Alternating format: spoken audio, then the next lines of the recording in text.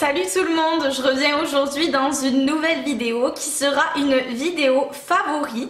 Donc il s'agit de la première vidéo favori de l'année. On va commencer en premier par les favoris pour le corps. Je suis en amour total sur la gamme de chez Etam, donc c'est Bulleuse Merveilleuse. Alors moi je n'avais jamais testé les produits de chez Etam et j'ai acheté ceci pendant les soldes. Cette gamme-là sent divinement bon. Mais alors, je sais même pas si divin, c'est un mot suffisant. Comme si tout l'esprit cocooning était dans cette bouteille. Mais vraiment, apparemment, donc, c'est des odeurs de bergamote. Et ensuite, il y a fleurs de cerisier, musc blanc. Voilà, le produit, en fait, se présente sous forme transparente. Donc, c'est un gel douche, là, et pailleté, avec comme des petits flocons à l'intérieur. Personnellement, je décrirais l'odeur de cette gamme comme une odeur féminine, fleurie et à la fois poudrée et qui sent un peu le propre. Donc c'est vraiment que des odeurs que j'adore. J'aime vraiment beaucoup le gel douche. J'ai également le beurre corporel. Quand je vous dis, j'ai craqué sur toute la gamme. Par contre, le gommage, je l'aime bien. Je trouve que c'est super sympa parce qu'en fait, il mousse énormément.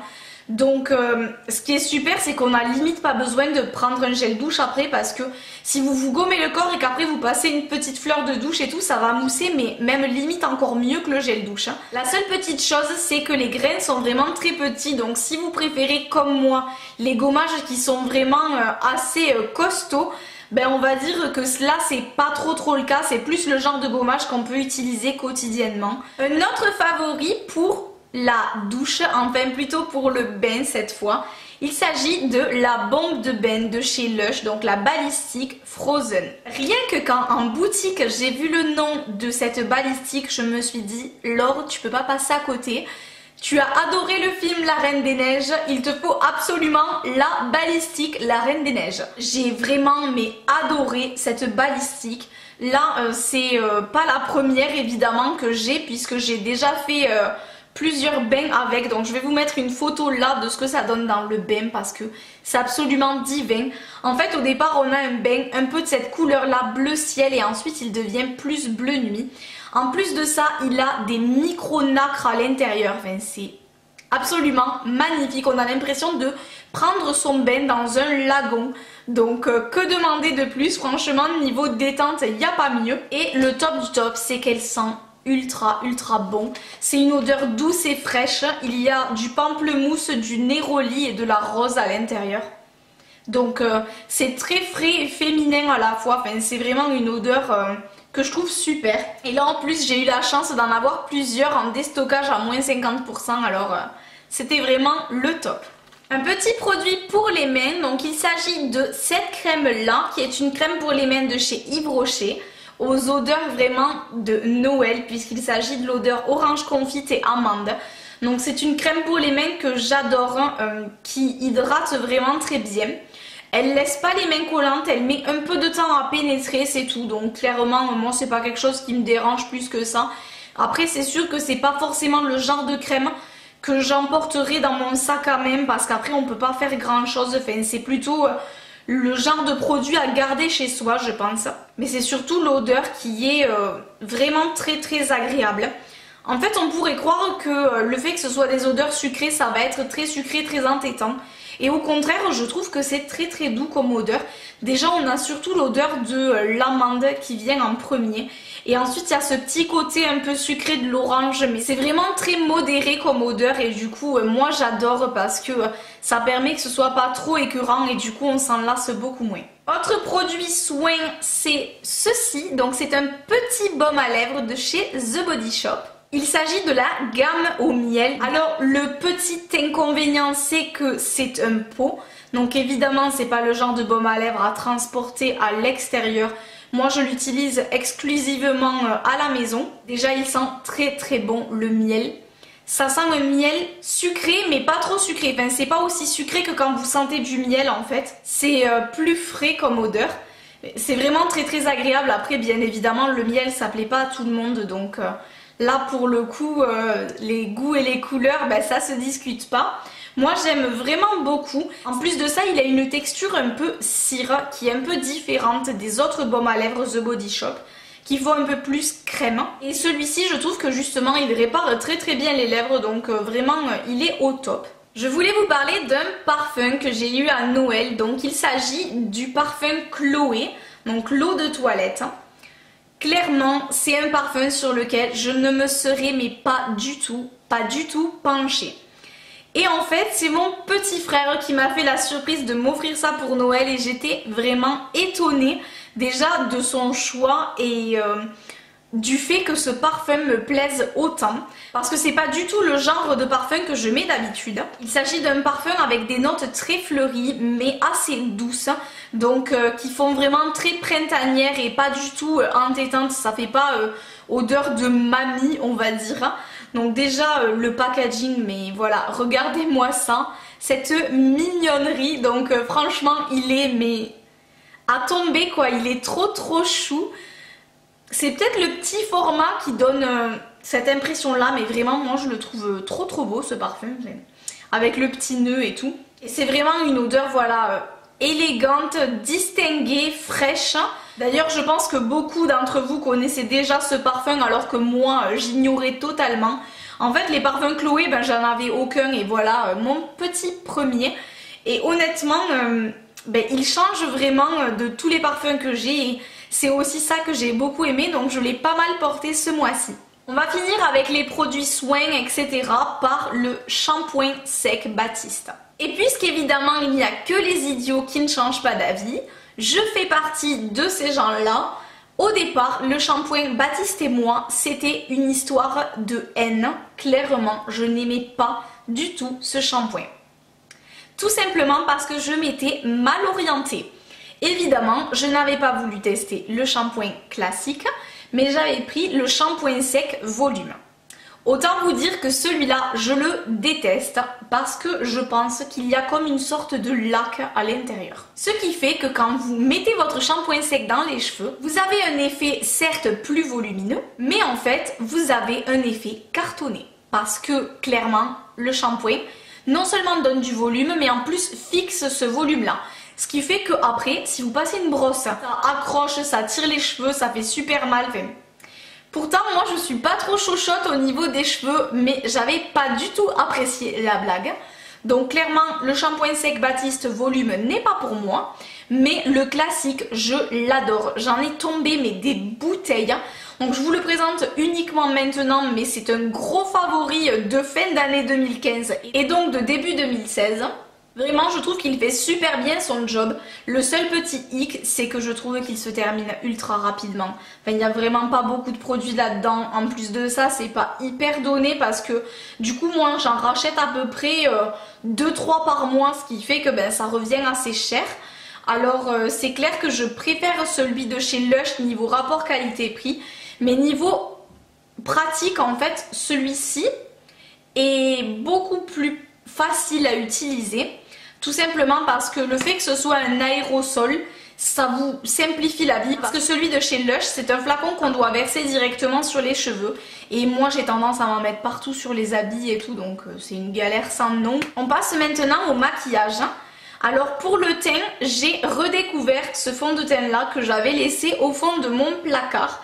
Donc il s'agit du Revlon Photo Ready, que j'ai pris en teinte de vanille. Et donc j'ai testé celui-ci et ma foi je l'aime beaucoup puisqu'il n'a pas tendance à faire briller, mais en plus de ça il ne marque pas non plus les zones de sécheresse, donc ça c'est vraiment super parce que c'est quelque chose qui est compliqué quand on a la peau mixte. C'est qu'en général soit un fond de teint nous fait briller, soit il a tendance à marquer si on a des zones un peu plus sèches. Et là vraiment je trouve que justement il s'adapte parfaitement. J'en suis très satisfaite. Je vais vous parler de la Terracotta de Guerlain, donc une que j'avais en édition limitée qui est la Terra Tropica. Alors là honnêtement elle fait vraiment une sale tête, hein. Tout simplement parce que je n'arrête pas de l'utiliser. Je l'utilise tous les jours. Depuis que je suis blonde, je suis presque obligée, on va dire, de faire mon contouring et surtout de mettre du bronzer parce que sinon j'ai une tête qui paraît super pâle par rapport au fait que mes cheveux éclaircissent encore plus en fait mon teint. Donc du coup j'utilise ça vraiment sur le visage en 3. Et donc vraiment Guerlain n'a plus sa réputation à faire au niveau des terracottas. Je vous conseille vivement d'avoir ce genre de produits parce qu'ils sont géniaux. On va rester dans le contouring puisque je suis tombée en amour avec ce produit et clairement je ne sais pas comment je vais faire quand je ne vais plus en avoir puisqu'il s'agit d'un produit en édition limitée de chez Kiko. Donc c'est le Contouring Pencil Set que j'avais pris en teinte 1 light to medium. Donc il s'agit d'un duo de crayons avec un crayon pour le contour et un crayon pour l'highlight. Et là en ce moment je l'utilise tous les jours, c'est la solution de facilité. Vous dessinez un 3 sur votre visage, ensuite avec un coup d'highlight vous en mettez un petit peu au-dessus des pommettes, sur le nez, les zones que vous voulez éclairer. Vous n'avez plus qu'à estomper avec des pinceaux et c'est terminé, c'est ultra rapide.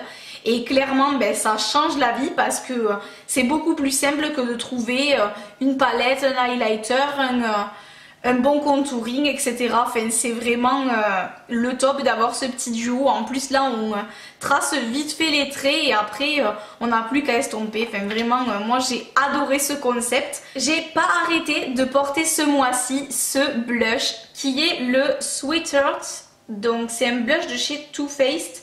Et la teinte c'est le Something About Berry. Je trouve que c'est une teinte parfaite pour l'automne-hiver. Une couleur un peu prune mais à la fois il y a un côté un peu plus peps avec le fuchsia. Alors ce produit là est ultra pigmenté donc honnêtement je le déconseille aux débutantes. Parce qu'on a vite tendance à se retrouver un peu clown si on trempe le pinceau de manière trop généreuse. Donc vraiment c'est un blush qui est un méga favori du mois de janvier. On passe aux yeux avec la très connue palette d'Urban Decay, donc c'est la palette par Gwen Stefani. Cette palette là a fait beaucoup parler d'elle ces derniers temps, bien entendu, comme toutes les palettes Urban Decay je vais dire. Il s'agit d'une palette qui se présente comme ceci, donc avec pas mal de couleurs neutres. Je l'ai tout simplement utilisée tous les jours du mois de janvier. Donc bien entendu j'ai utilisé beaucoup plus les couleurs neutres, donc les deux premières rangées, celle-ci également. Et après ces couleurs là, j'ai pas touché encore aux couleurs bleues et roses qu'il y a en bas. Mais je pense que quand les beaux jours arriveront, le printemps, ça ne saurait tarder. Ou ce bleu là en soirée, je pense qu'il doit être absolument divin sur les yeux. C'est une palette que j'adore. Encore des neutres vous allez dire, mais voilà moi j'adore ces couleurs là. Et c'est justement avec cette palette que je suis maquillée. On peut faire plein de combinaisons différentes et justement je me suis pas maquillée souvent de la même façon avec cette palette. Donc c'est ça que je trouve super et j'adore jouer et marier ce genre de couleurs, donc je vous la conseille fortement. Et j'ai très hâte que la palette de la gamme Gwen Stefani, mais palette de blush cette fois, sorte parce que je pense honnêtement craquer très rapidement. On va finir pour les yeux avec deux petits produits, donc ce sont des miniatures de Too Faced. Il y a le mascara Better Than Sex qui est mon mascara favori de tous les temps. J'avais un mascara qui était en cours d'utilisation mais je l'ai laissé de côté parce que j'ai eu celui-ci dans la palette Too Faced, donc la dernière, le Grand Palais. J'ai pas pu résister quoi, c'est vraiment mon mascara fétiche et du coup là en l'ayant eu à nouveau, même en miniature, je l'adore. Donc dès qu'il sera fini je vais m'empresser de le racheter en grand format parce que je ne peux plus me passer de ce mascara. Il me fait vraiment des cils fournis, longs, enfin c'est vraiment un résultat mais quasi parfait. Pour moi on peut pas mieux faire au niveau mascara, en tout cas j'ai pas trouvé mieux pour l'instant. Et ensuite cette base-ci que j'ai découvert justement avec la miniature de la palette parce que j'avais jamais essayé, que je trouve vraiment super bien et je trouve qu'elle a rien à envier aux bases Urban Decay parce qu'elle est tout aussi bien. Donc il s'agit de la Shadow Insurance qui en fait est une base à paupières donc lissante mais surtout elle est de couleur beige donc elle unifie la paupière parfaitement et elle fait hyper bien tenir les fards. On va finir cette vidéo favori par des bougies. Donc il s'agit de ces deux bougies Yankee Candle. Donc la première est la Season of Peace. Donc c'est une édition limitée d'hiver qui sent mais trop bon. Moi j'adore les odeurs de frais, de propre. Et là c'est clairement ça. C'est une odeur fraîche mais ça ressemble pas vraiment aux bougies Soft Blanket ou Clean Cotton parce que on a ce côté vraiment propre etc.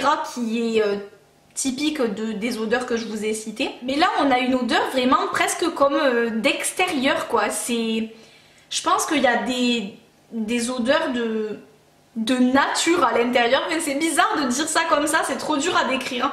Mais vraiment j'adore cette bougie et si vous aimez avoir un grand bol d'air frais dans votre appartement, mais je vous conseille à 1000% de sentir cette odeur. Et l'autre qui n'a rien à voir, qui est beaucoup plus gourmande, il s'agit de la Gingerbread Maple. Et donc ça en fait, ils traduisent par douceur de pain d'épices.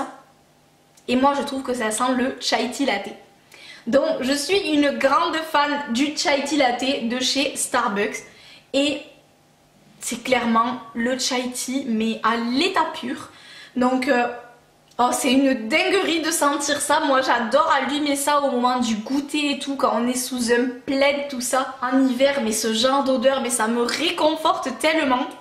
D'ailleurs ça me donne envie d'aller boire un chai tea, donc je pense que je vais aller faire ça ce week-end. Vraiment voilà, c'est une odeur que j'adore. Donc il sent évidemment beaucoup les épices, elle est très sucrée. Donc ça plaira pas à tout le monde, ça c'est clair.